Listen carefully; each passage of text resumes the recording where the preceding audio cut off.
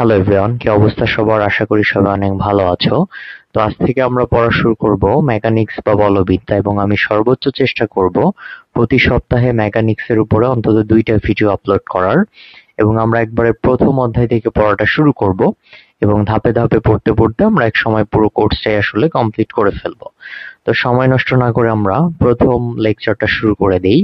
তো প্রথমে আমরা জানবো প্রসঙ্গ কাঠামো বা রেফারেন্স ফ্রেমটা কি জিনিস। আচ্ছা, এমন একটি দৃঢ় বস্তু বা সুনির্দিষ্ট বিন্দু যার সাপেক্ষে কোনো বস্তুর অবস্থান, স্থিতি বা গতি নির্ণয় করা হয়। অর্থাৎ মোদ্দা কথা হচ্ছে, যার সাপেক্ষে আমরা কোনো বস্তুর অবস্থান, স্থিতি কিংবা গতি নির্ণয় করব, ওইটাই হচ্ছে আমাদের রেফারেন্স ফ্রেম বা প্রসঙ্গ কাঠামো। তুমি যখন গাড়িতে বসে থাকো তখন তোমার আশেপাশে আসলে কি থাকে? গাড়ির সিট থাকে, গাড়ির মেঝে থাকে, এগুলো প্রত্যেকটাই কিন্তু আসলে এক একটা প্রসঙ্গ কাঠামো হতে পারে। আচ্ছা, প্রসঙ্গ কাঠামোর গুরুত্বটা কি সেটা একটু জেনে ফেলি। প্রসঙ্গ কাঠামো ছাড়া কোনো বস্তুর গতি বা অবস্থান আমরা কিন্তু সুনির্দিষ্টভাবে ডিফাইন করতে পারি না বা বর্ণনা করতে পারি না, কারণ সকল গতি এবং স্থিতি হচ্ছে আমাদের আপেক্ষিক। গতি কাকে বলবো? গতি হচ্ছে সময়ের সাথে পারিপার্শ্বিকের সাপেক্ষে কোনো বস্তুর যদি অবস্থানের পরিবর্তন হয় তাহলে তাকে আমরা গতিশীল বস্তু বলি। ভর কি? ভর হলো কোনো বস্তুতে থাকা মোট পদার্থের পরিমাণ, আর সরণ হচ্ছে নির্দিষ্ট দিকে বস্তু কণার যে অবস্থানের পরিবর্তন, সেটাই হচ্ছে সরণ। সরণের ইংলিশ হচ্ছে ডিসপ্লেসমেন্ট। এগুলো আমরা মোটামুটি জানি। আচ্ছা, বেগ বা ভেলোসিটি কি জিনিস? একটি চলমান বস্তুর নির্দিষ্ট দিকে অবস্থানের পরিবর্তনের যে হার, সেটাকে আমরা বলবো বেগ। বেগকে আমরা স্মল ভি দিয়ে প্রকাশ করি। ক্যাপিটাল ভি কিন্তু ভুলেও দেবা না, ক্যাপিটাল ভি কিন্তু আসলে ভলিউম বা আয়তনকে রিপ্রেজেন্ট করে, তাই না? আচ্ছা, তো আমরা অবস্থানকে বেসিক্যালি এক্স দিয়ে রিপ্রেজেন্ট করি। তাহলে আমরা সংজ্ঞাতে শিখেছি বেগ হচ্ছে নির্দিষ্ট দিকে অবস্থানের পরিবর্তনের হার। তো হার বললে আমরা বেসিক্যালি সময় দিয়ে ভাগ করি, এটা মোটামুটি সবাই জানি। তাহলে বেগকে আসলে এভাবে রিপ্রেজেন্ট করা হয় ডিএক্স বাই ডিটি। তো এটা দিয়ে কি বোঝায় আসলে? ডিটি মানে হচ্ছে খুবই ক্ষুদ্র সময়। তো এই ক্ষুদ্র সময়ে যে ক্ষুদ্র সরণের পরিবর্তন, ওইটাই হচ্ছে আসলে ডিএক্স ডিটি। ওকে, তো ত্বরণ কি জিনিস? কোনো চলমান বস্তু কণার বেগের পরিবর্তনের হারকে ত্বরণ বলে। আমরা দেখেছিলাম যে নির্দিষ্ট দিকে বস্তু কণার দূরত্বের পরিবর্তনের হার হচ্ছে বেগ, আর নির্দিষ্ট দিকে কোনো নির্দিষ্ট দিক না বললেও হবে যদি আমরা আসলে বেগ বলে দিই, কারণ বেগের সাথে আসলে দিকটা জড়িত আছে। তাহলে আমরা একবারে বলতে পারি কোনো চলমান বস্তু কণার বেগের পরিবর্তনের হারকে ত্বরণ বলে। ত্বরণকে এ অথবা এফ দিয়ে প্রকাশ করা হয়। তো এটাকে আমরা এভাবে রিপ্রেজেন্ট করতে পারি ডিভি ডিটি। তো DDT of V, that means DDT of, আবার ভি মানে কি? ভি মানে ডিএক্স ডিটি। এটাকে আমরা একবার লিখতে পারি D square X DT square. এটা দিয়ে বোঝায় আসলে এক্স কে দুইবার ডিফারেন্সিয়েট করতে হবে টি এর সাপেক্ষে। আচ্ছা, বল কি জিনিস? যা স্থির বস্তুকে গতিশীল করে বা করতে চায়, এবং গতিশীল বস্তুর গতির পরিবর্তন করে বা করতে চায়, তাকে আমরা বেসিক্যালি ফোর্স বা বল বলি। বলকে এফ দিয়ে প্রকাশ করা হয়, এবং বল সমান হচ্ছে ভর গুণন ত্বরণ, দ্যাট মিনস এফ সমান এম এ। তো এমটা থাকলো, আর ত্বরণ এ মানে হচ্ছে কি আসলে D square X DT square.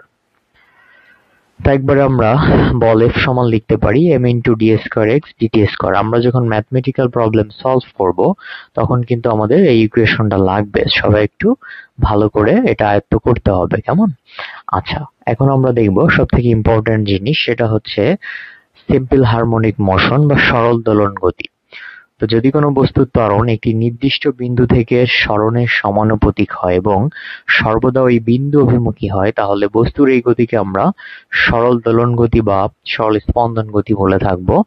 আর সরল দোলন গতির বৈশিষ্ট্য হচ্ছে এটা একটা পর্যায়বৃত্ত গতি।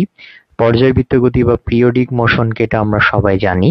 তারপর আমি একবার বলে দিচ্ছি, পর্যায়বৃত্ত গতি হচ্ছে যদি কোনো বস্তু কণার গতি একটা নির্দিষ্ট সময় পর পর নির্দিষ্ট বিন্দুকে নির্দিষ্ট দিক দিয়ে অতিক্রম করে, তাহলে তাকে আবার আমরা বলি পর্যায়বৃত্ত গতি। এবং আমরা এটাও জানি পর্যায়বৃত্ত গতি আবার দুই প্রকার হয়ে থাকে, স্থানিক পর্যায়বৃত্ত গতি এবং কালিক পর্যায়বৃত্ত গতি। ওকে, সো স্পন্দন গতি, এটি একটি স্পন্দন গতি। এটি একটি সরল রৈখিক গতি। যে কোনো সময় ত্বরণের মান সাম্য অবস্থান থেকে সরণের মানের সমানুপাতিক। ত্বরণ সর্বদা একটা নির্দিষ্ট বিন্দু অভিমুখী। একটা নির্দিষ্ট সময় পর পর এই গতি বিপরীতমুখী হয়। অর্থাৎ আমরা সংজ্ঞাতে কিন্তু এভাবে বলতে পারি যে অগ্র পশ্চাৎ পর্যায়বৃত্ত গতিকে সরল দোলন গতি বলা হয়, কেমন? যেমন দোলনায় দোল খা গতি, তাই না? আচ্ছা, এরপরে হতে পারে কি এরপরে হতে পারে ত্বরণ সরণের বিপরীতমুখী। তো এগুলো হচ্ছে মূলত সরল দোলন গতির বা সরল স্পন্দিত স্পন্দনের বৈশিষ্ট্য। তো আমরা একটা চিত্র দেখতে পাচ্ছি। তো এখানে আমরা দেখতে পাচ্ছি যে কোনো মুহূর্তে সরণ হচ্ছে ত্বরণের সমানুপাতিক এবং দিক বিপরীত দিকে আছে। একটু ভালো করে যদি আমরা এই ভিডিওটা লক্ষ্য করি বা গিফটটা লক্ষ্য করি, তাহলে দেখতে পাচ্ছি যে সরণ যেদিকে হচ্ছে ত্বরণ কিন্তু তার বিপরীত দিকে হচ্ছে, এবং কি হচ্ছে, ত্বরণ সরণের কিন্তু সমানুপাতিক হচ্ছে, তাই না? আচ্ছা, এখন আমরা বলবো হুকের সূত্র।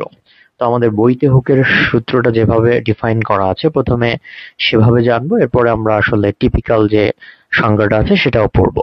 তো কোন স্থিতিস্থাপক বৈশিষ্ট্য সম্পন্ন তারের স্থিতিস্থাপক বৈশিষ্ট্য মানে হচ্ছে যে বস্তু তার আগের অবস্থায় ফিরে যেতে পারে, কেমন, বা মোটামুটি ফিরে যেতে পারে, অর্থাৎ পারফেক্টলি ইলাস্টিক বডি নাও হতে পারে, বাট মোটামুটি ইলাস্টিক বৈশিষ্ট্য সম্পন্ন যদি হয়, তাহলে সেই তারের এক প্রান্ত কোনো বিন্দুতে আটকিয়ে অপর প্রান্ত ধরে যদি আমরা টানি, তাহলে তারের দৈর্ঘ্য বৃদ্ধি পাবে।